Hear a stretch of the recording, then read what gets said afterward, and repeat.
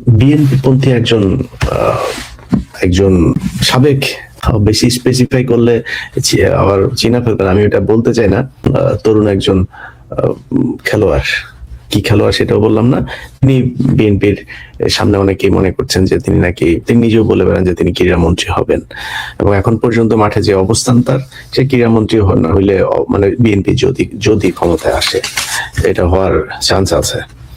তো তিনি পেছন থেকে কলকাঠি নাড়ছেন। আমি ওই বড় ভাইকে বলবো যে ভাই, আপনাকে সম্মান রেখেই বলছি যে এইসব ঝাউরামি করেন না, এখান থেকে এই ঝামেলা থেকে সরে যায়, নাহলে পরবর্তীতে আবার এগুলো প্রমাণ হইলে আবার নাম শুদ্ধ চলে আসবে, এবং আপনিও সরে যাবেন, যে পাপ্পুরেও এখান থেকে শয়তানি করতে না করবেন। আমরা